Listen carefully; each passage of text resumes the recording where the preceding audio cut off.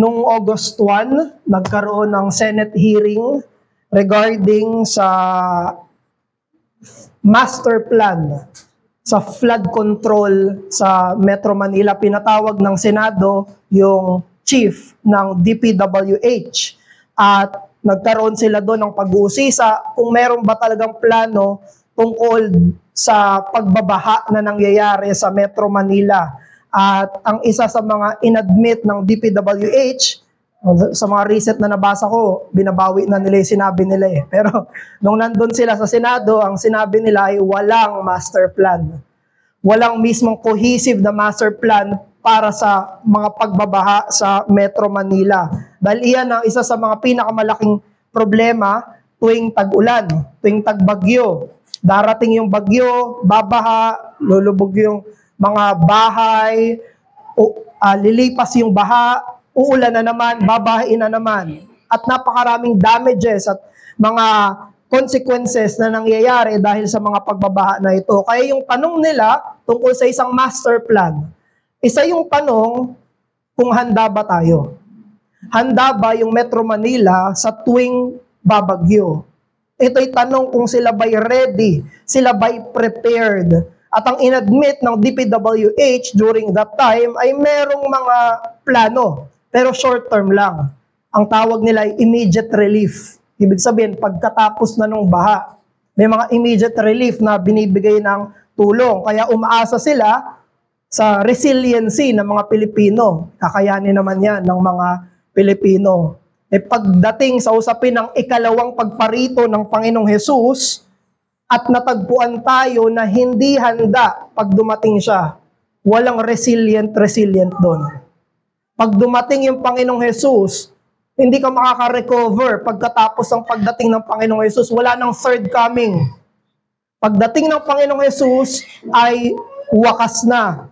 Kaya kinakailangan sa atin, pagdating ni Hesus ay tayo'y handa ba? Are we prepared and are we ready for this final day? Do you have your own master plan? Meron ka bang plano sa pagdating mismo ng Panginoong Jesucristo? Kaya tumayo tayo, yan ang magiging tema ng pangangaral natin dahil yan ang nakalagay dito sa talata natin sa Mark chapter 13, verse 24 hanggang 37. Mark chapter 13, verse 24 hanggang 37. So actually, dapat talaga to buo to eh. Pero na-preach na ito ni PJ nung verse 1 hanggang verse 23. So, simulan natin sa verse 24. This is the word of the Lord. But in those days, after the tribulation, the sun will be darkened, and the moon will not give its light, and the stars will be falling from heaven, and the powers in the heavens will be shaken. And then they will see the Son of Man coming in clouds with great power and glory. And he will send out angels and gather his elect from the four winds, from the ends of the earth to the ends of the heaven. 28, from the fig tree, learn its lesson. As soon as its branch become tender and puts out its leaves, you know that the summer is near. So also, when you see this things taking place, you know that he is near at the very gates. Truly, I say to you, this generation, yung mga kausap ni Jesus, will not pass away until all these things take place. Heaven and earth will pass away, but my words will not pass away. 32, but concerning that day or that hour, no one knows. Not even the angels in heaven, nor the Son, but only the Father. Be on guard, keep awake, for you do not know when the time will come. It is like a man going on a journey. When he leaves home and puts his servants in charge, each with his work, and commands the doorkeeper to stay awake.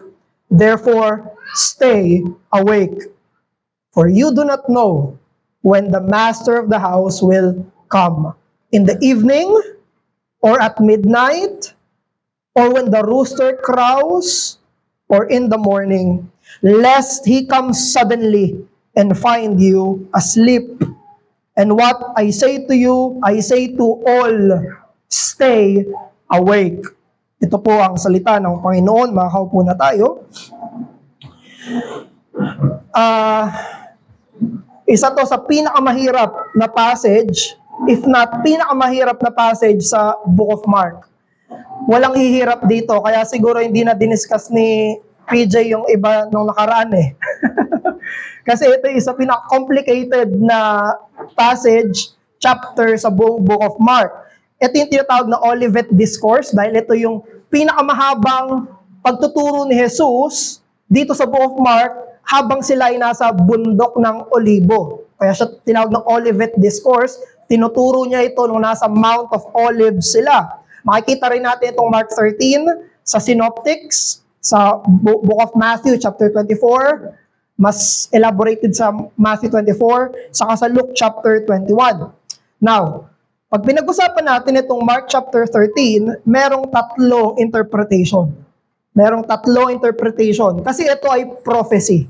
Ito ay panghuhula. Ito ay prediction ni Jesus sa mangyayari sa hinaharap. Kaya merong tatlong alternative na mga pananaw tungkol pa paano ito i-interpret. Yung isa ay tinatawag na preterist interpretation. Narinig nyo na yan, mga preterist. Ibig sabihin nito, naniniwala sila na itong book, itong chapter 13, buong chapter 13 ay tungkol sa destruction ng Jerusalem noong AD 70. Ano pa ito? Wala pa ito sa AD 70. Around AD 30 pa lang nangyayari ito. So 40 years after, pinredict daw ni Jesus yung mangyayari sa Jerusalem.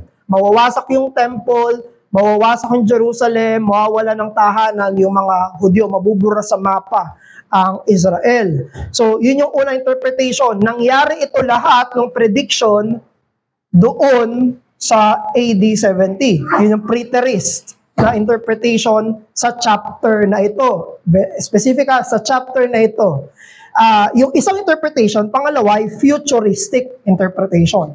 Yung isa, preterist, tapos na lahat yan. Yung pangalawa ay futurist. Lahat daw ng mga nandito ay hindi pa nangyayari. Wala pang nangyari, wala pang natupad dito. At yung pangatlong interpretation, ito yung mainstream na interpretation dito, na may intertwining tungkol sa nangyaring prediction ni Jesus sa AD 70 at meron itong kinalaman sa muling pagbabalik ni Jesus. So, totoo, nangyari yung prediction nung AD 70, totoong mawawasak ang Jerusalem, historically speaking, that is true. Pero, yung mga nilalaman nun, yung mga mensahe tungkol doon sa destruction ng Jerusalem ay may kinalaman doon sa muling pagparito ng Panginoong Hesukristo. May isa pang tanong dito eh. Malalaman ba talaga natin kung kailan yung mga predictions na yon? Can we really know? Kasi may sinasabi dito na hindi natin malalaman, pero may sinasabi rin na may mga senyas. So, isa yun sa makikita natin na confusion dito. May signs na mangyayari siya, pero sabi rin ni Jesus, hindi mo alam. May sinabi siyang, this generation will not pass away. Sa henerasyon na ito, mangyayari lahat ng yon. Pero may sinabi rin si Jesus, walang nakakaalam. So meron ding confusion doon na pwede tayo maisip. Sabi nga ni Matthew Henry, yung first prophecy daw ay tungkol sa mangyayari sa Jerusalem. Na siguradong alam nila. Kasi may time language eh. Pero sabi ni Matthew Henry, pero sa parusya, sa second coming, second advent, no one can know. I-position niya ni Matthew Henry. Yung AD 70, may signs, malalaman. Yung pagdating ni Jesus, hindi. Yung isa naman na interpretation is that parehong destruction ng Jerusalem at parehong pagdating ni Jesus ay may mga signs. Malalaman mo pag mangyayari na. Pero hindi mo alam yung exact date. May mga signs, pero hindi mo alam kung ano yung exact na panahon. Kaya sabi nga ni D.A. Carson sa Expositor's Bible Commentary, sabi niya, few chapters in the Bible have called forth more disagreements among interpreters than Matthew 24 and Mark 13 and Luke 21. Sabi niya, walang ibang passage sa Bible ang pinaka-pinagtatalunan, pinakamaraming disagreement, katumbas nitong Matthew 24, Mark 13, at Luke 21. Sabi niya, the history of the interpretation of this chapter is immensely complex. Sobrang hirap. Ang daming dapat i-consider, ang daming exegetical na kailangang gawin, ang daming comparison na dapat gawin sa iba't ibang mga books ng Bible. Sabi nga ng iba, this is a little revelation. Parang mini revelation ito in a chapter. Now, how should we interpret it? May dalawang valid interpretation tayo na pwedeng gawin dito. Una, totoo na itong buong Mark 13 ay tungkol sa Jerusalem, pero conceptually, may tinuturo ito sa second coming ni Jesus. Yun yung isang valid interpretation. Or pangalawa, may part dito na sa Jerusalem, tapos merong part na sa second coming. Yung karaniwang ginagamit niya sa verse 1 hanggang verse 31. Sa verse 32, second coming na. Yung ini-interpret nila hanggang verse 37. Kahit alin sa dalawang yon, kung i-interpret natin ang Mark 13, ito ay valid. Pwede mo isipin, lahat to nangyari sa Jerusalem, pero yung sense niya ay may kinalaman sa second coming, or half Jerusalem, half second coming, walang problema sa interpretation mo na yan. Pero pag in-observe natin ang language ni Jesus, there is applicatory sa purpose niya. Kaya niya tinuturo to dahil may gusto siyang gawin nila. Kaya niya binanggit to, kaya siya nagbigay ng prediction dahil meron siyang gustong hamon sa kanila. How is it applied to them and how is it applied to us? The imperative of Jesus is a call to alertness. It's a call to watchfulness because we do not know when that time will come. Katulad ng maging watchful yung mga disciples niya. Kasi darating yung pagkawasak sa Jerusalem. Tinatawag rin ni Jesus na maging alerto yung mga mananampalataya dahil darating yung Panginoong Jesucristo. Yun yung application. Yun yung gustong mangyari ng Panginoong Jesus dito. Kaya sa verse 34 to 37, nagbigay si Jesus ng kwento. Mahilig mag-illustrate si Jesus. Nagbigay siya ng kwento na may isang master ng bahay, umalis siya, pero yung mga servants niya, may kanya-kanya silang assignment. May kanya-kanya silang charge. At yung mga servants na nasa bahay, hindi nila alam kung kailan babalik yung master nila. Kaya sabi ni Jesus, huwag kayong matagpuang natutulog. Matagpuan kayo nagbabantay. Matagpuan kayong ginagawa nyo. Yung pinagawa sa inyo nung umalis na master. Dahil pagbalik niya, siguraduhin nyo na yung binigay niya sa inyong trabaho ay matagpuang ginagawa ninyo. Kaya ito po yung mensahe natin mula dyan. Watchfulness for the second advent helps us to be dedicated to the assignments left to us by Christ. Ang nakakatulong para maging dedikado tayo sa mga tungkuling iniwan sa atin ni Kristo ay ang pagiging mapagbantay sa ikalawang pagparito. Watchfulness, alertness, dun sa pagbabalik ng Master, sa pagbabalik ng Panginoon. Yan ang nakakatulong sa atin para maging dedicated, maging zealous sa mga ipinagkatiwala niya sa atin, sa mga charge na ibinigay niya na kanya-kanya. May dalawang condition lang ang matatagpuan ni Jesus. There's only two conditions. May dalawang klase ng tao lang ang matatagpuan ni Jesus pagbalik niya. Those who are asleep and those who are awake. There's only two. Ang mga natutulog o ang mga mapagbantay. Kaya tunghayan natin ang dalawang iyan, to be found asleep and to be found alert. Ang matagpuang batugan o ang matagpuang alerto. Malinaw na ang mga mananampalataya ay binigyan ni Jesus kanya-kanya ng mga tasks, ng mga assignments na ibinigay sa kanila, either individually and also corporately. Pansinin niyo po yan sa verse 34. Sinabi dun sa verse 34 sa parable ni Jesus na when He leaves home and puts His servants in charge, each with his work. Sa kwento ni Jesus, bawat servant ay merong task. Bawat servant ay merong obligation. Each with his work. Bawat isa. Each with his work. Kaya, yung analogy dito or yung symbolism na sinabing matagpuang natutulog ay may kinalaman doon sa pinapagawa. Yung sleeping, do not be found asleep, ibig sabihin nun ay may attitude ng spiritual laziness or indifference. Either katamaran or kawalang pakialam or spiritually indolent. Sabi ni Albert Barnes, to be found sleeping means inattentive to your post, negligent to your duty, and unprepared for His coming. Hindi ibig sabihin ng natutulog. Hindi pinapansin yung kanyang obligasyon, hinahayaan yung kanyang tungkulin, hindi handa sa paparating.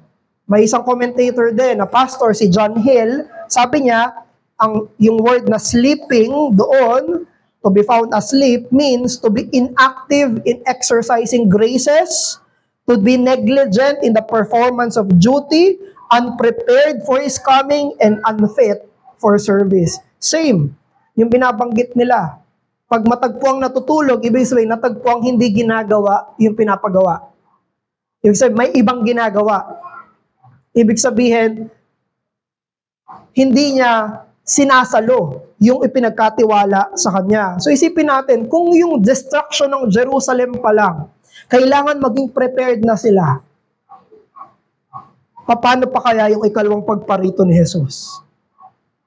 Yung destruction of Jerusalem pa lang, dapat maging handa na sila kasi very big event yun. How much more, verse 36, yung ikalawang pagparito ng Panginoong Jesus. Kaya't kung tayo spiritual na tutulog-tulog, yan ang pinakamalalang kondisyon na matagpuan tayo ni Kristo sa pagbabalik niya. The worst condition to be found in the second advent is spiritual slumber.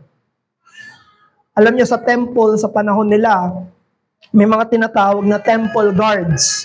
May mga gwardya doon sa templo. At doon sa temple guards, meron silang kapitan. Yung kapitan nila umiikot. Binabantayan yung mga gwardya ng templo. At kailangan, pag dumaan na yung kapitan, sasaludo yung mga gwardya na nandoon. At yung mga gwardya, kapag hindi nila nagawa yun, ibig sabihin, natagpuan silang tulog. Either bubugbugin sila or susunugin yung damit nila. May consequence. Kapag yung gwardya na naka-station ay hindi natagpuang gising, hindi alerto, hindi nagbabantay. Ano bang naisip ng mga gwardya kung gano'n, no?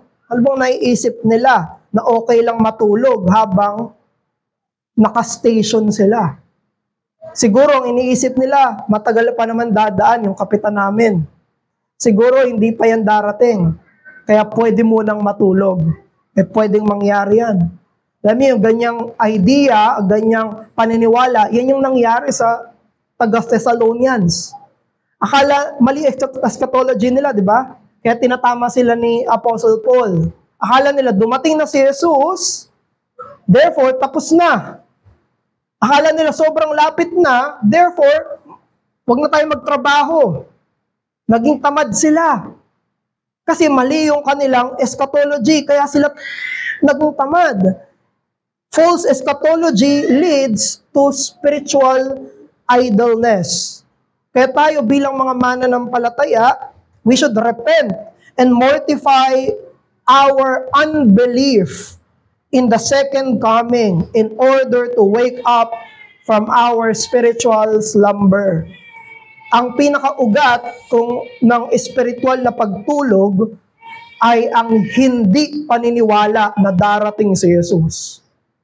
If you do not believe, if you have this unbelief in the return of Christ, surely you will spiritually slumber.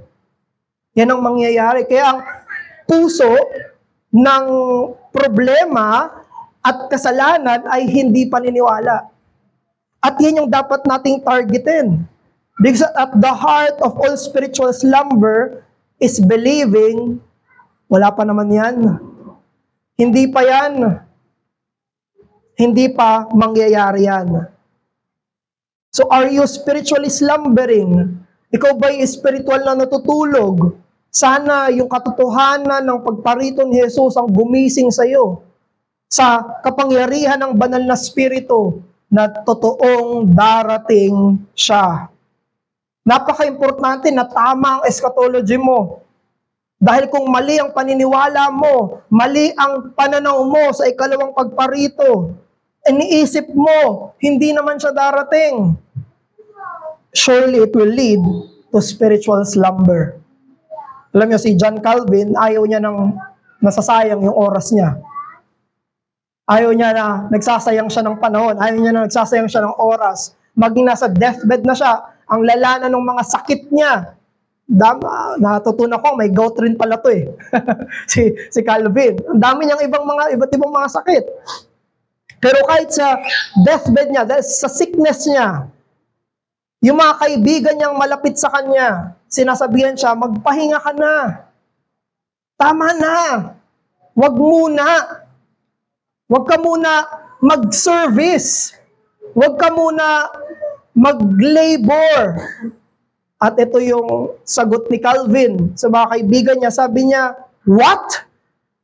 Would you have the Lord find me idle when He comes? May sakit na siya. Hindi na maganda yung katawan niya. Ang tugon niya, gusto mo bang matagpuan ako ng Panginoon ko na tatamad-tamad? Yun ang nasa loob niya. Ang nasa puso't isipan ni Calvin ay yung eschatology. Iniisip niya yung pagrating ni Jesus na ayaw niyang matagpuan siyang tulog. Ayaw niyang matagpuan na hindi gumagawa. Ayaw niyang matagpuan na hindi siya kumikilos.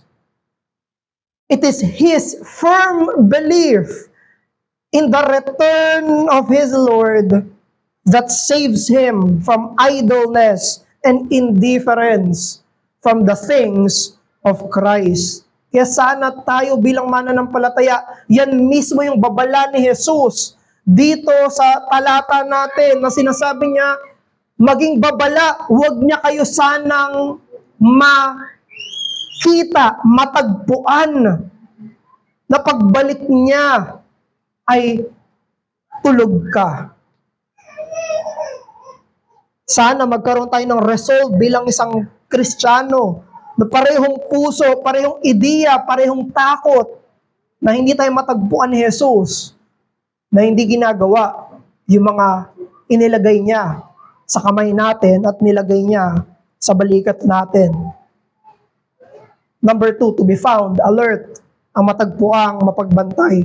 Starting sa verse 32, in-explain na ng Panginoong Jesus kung sino yung nakakaalam sa pagparito niya at sino yung hindi nakakaalam. May dalawa. May mga nakakaalam at merong hindi nakakaalam.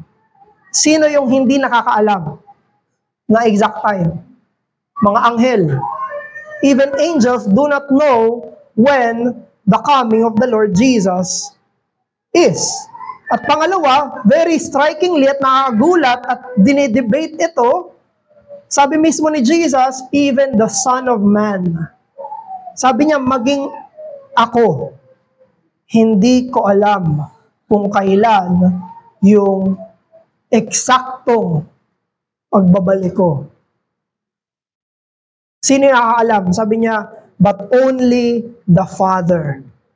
Ang Ama ang nakakaalam kung kailan yung eksaktong panahon, eksaktong oras kung kailan ako babalik. Of course, we need to qualify this na pag pinag-usapan, bakit hindi alam ni Jesus. Dito importante yung theology mo ng hypostatic union. Kailangan alam mo na totoong tao si Jesus at meron siyang mga hindi alam sa pagiging tao niya. Dahil totoong tao siya. Dahil ang tao ay limitado at siya'y totoong Diyos. At sapagkat Diyos ni Jesus, alam niya ang lahat. Alam niya ang lahat. Pero sa pagiging tao niya, hindi niya alam ang lahat. There is limitation in His humanity. Alalahanin natin yan. So, pang tanong, ngayon ba alam na ni Jesus o hindi? Of course. Di na usapin yan. Dahil sa resurrected glory ng Panginoong Jesus. Pero very important dito na hindi mo pinaghahalo yung pagka-Diyos at pagkatao ni Jesus. Hindi mo yan minimix. Kaya very important, one person with two natures. Ang Panginoong Jesucristo. Now, having said that, bakit yun ang ginamit ni Jesus? Bakit hindi sinabi niya, hindi nyo alam kung kailan ako darating? Kasi gusto niyang palakihin yung misteryo nung ikalawang pagparito niya. Sinimula sa anghel, ang taas na agad. Anghel nga, hindi nila alam Lalo na kayo. Ako nga na mas mataas sa mga anghel, hindi ko alam sa humiliation ni Jesus. Paano pa kayo? Ine-enlarge ni Jesus yung mystery.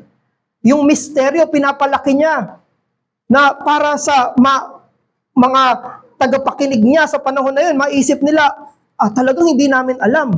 Hindi talaga namin mapipinpoint. Hindi talaga namin makakalculate. Dahil sa misteryong binibigay ng Panginoong Jesus. So this sense of ignorance heightens the mystery of the timing of the second coming. At sinigundan pa ni Jesus ng parable ng absent house master.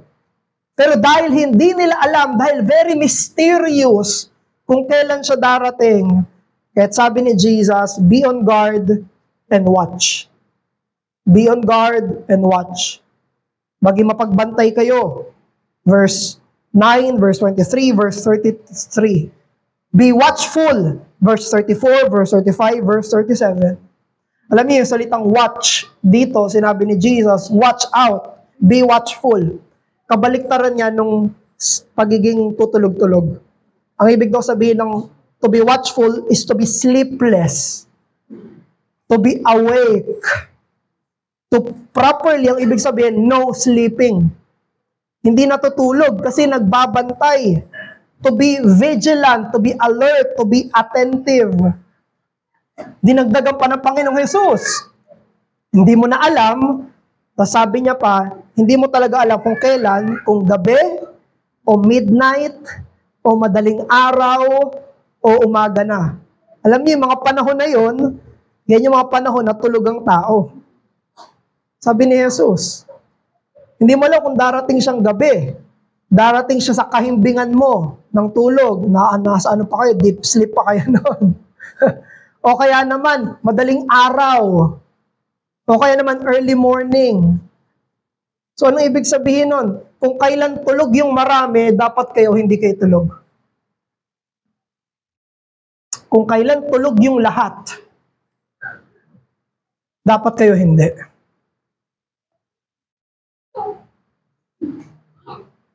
Lahat sila, sleeping time nila yon, lights off nila yon, ikaw hindi. Yun yung sense na binibigay dito ng Panginoong Jesus. So the mysterious timing of the second coming motivates our dedication to our Christian assignments. Ang tunay na kasiglahan sa mga ipinagkatiwalang trabaho sa atin ni Kristo ay galing sa paniniwala sa ikalawang pagparito. Kung alam mo na misteryoso yung ikalawang pagbabalik, hindi mo alam kung kailan mangyayari yun. Yan ang uudyok sa atin na maging dedikado doon sa mga inilagay niya sa mga balikat natin. This sense of mystery produces alertness and watchfulness. Again, compared to the Jerusalem destruction, kung doon nga kailangan mapagbantay sila, paano pa kaya sa ikalawang pagparito ni Jesus?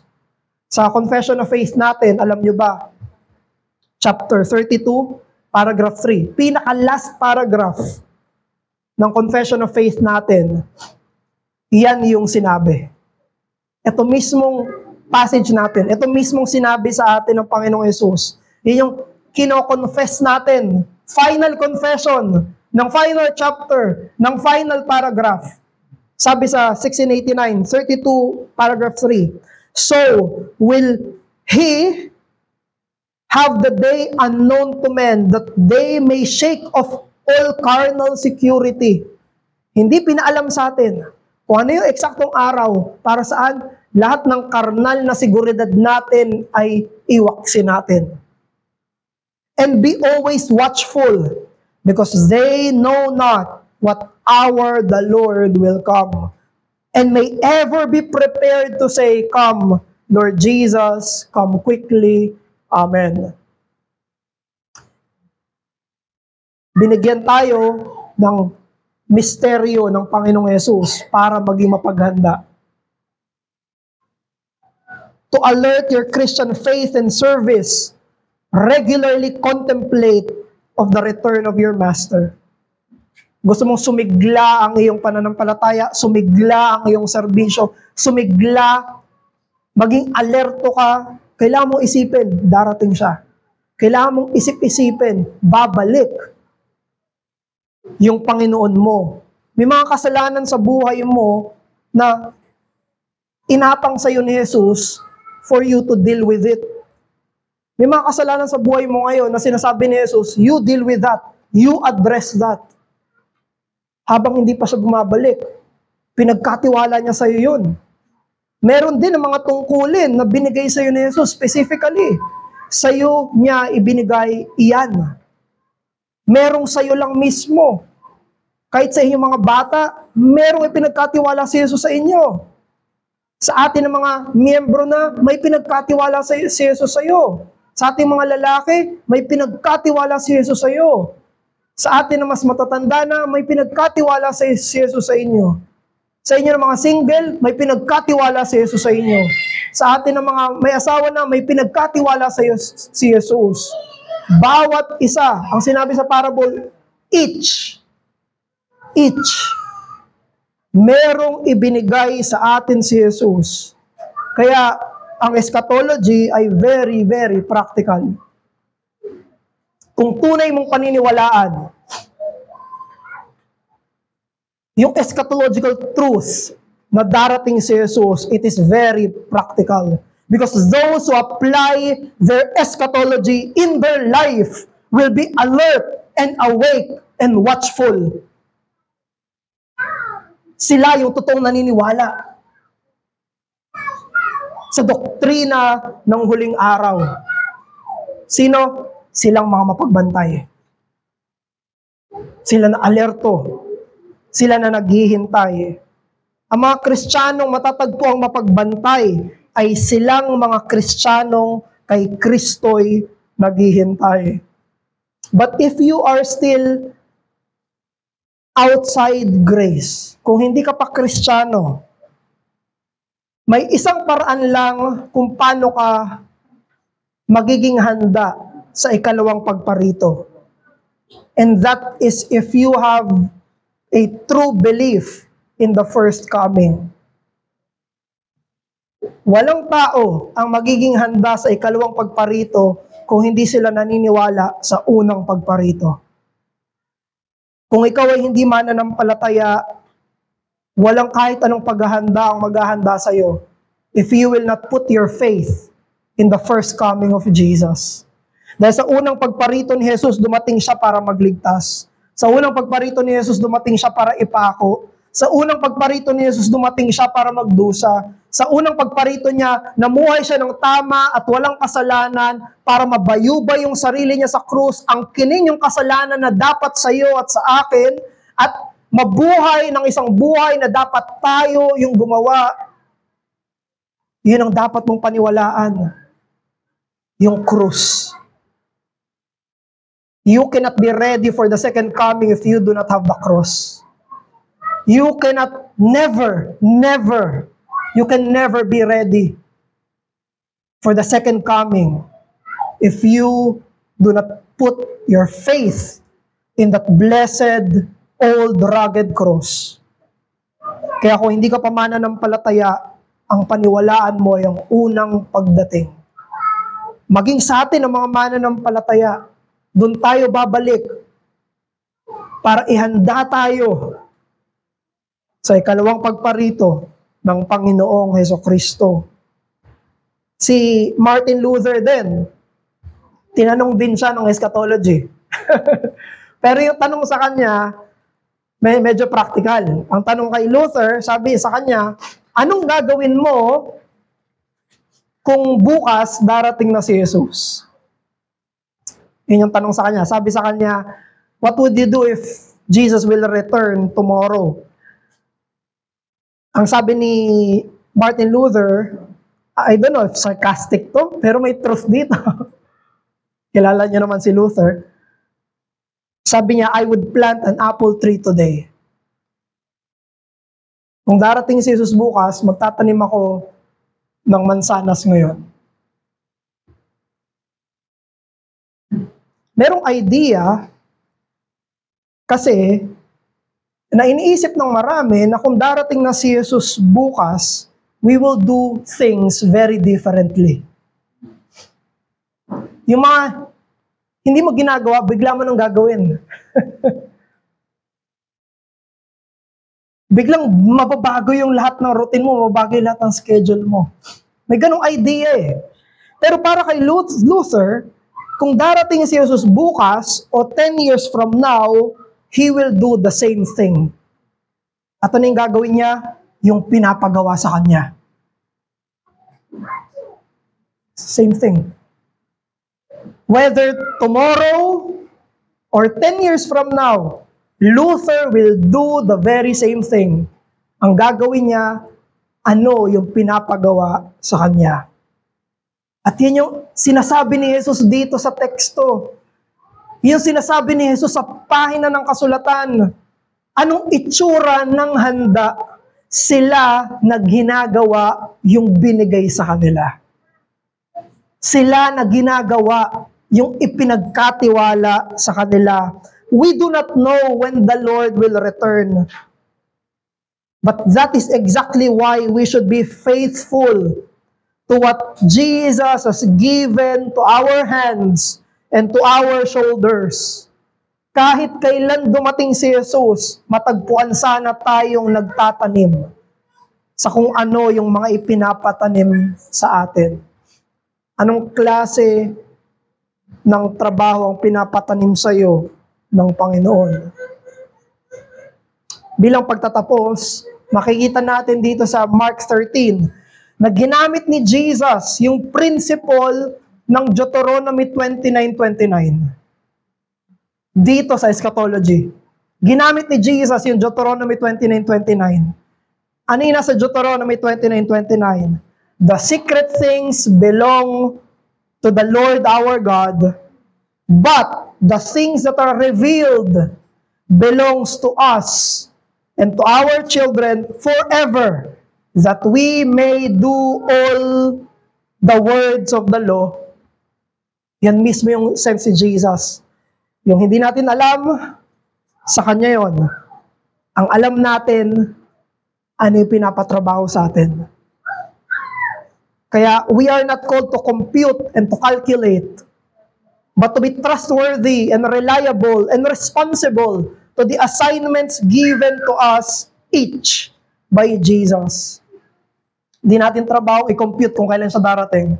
Hindi natin trabaho na mag-calculate kung kailan siya darating. Ang trabaho natin, maging responsable by faith sa mga inatang niya sa atin. Muli, ang mga Kristiyanong matatagpo ang mapagbantay ay silang Kristiyanong kay Kristo'y naghihintay. Manalangin tayo. Aming Ama, maraming salamat po dahil sa pahina ng kasulatan, very difficult chapter, very difficult text, napakahirap nito, alamin, aralin, O Diyos, sa iba't ibang mga interpretasyon na nandirito. Tulungan niyo kami na malaman namin, mapag-aralan namin ito ng mas malalim. Pero ganun din, O Diyos, sa tamang pagkakaalam namin sa mga prediksyon na to, tulungan mo kami to have an applied eschatology. Help us, Father, to have applied eschatology. Na kami ay matagpuan ni Jesus na hindi natutulog kung hindi gising.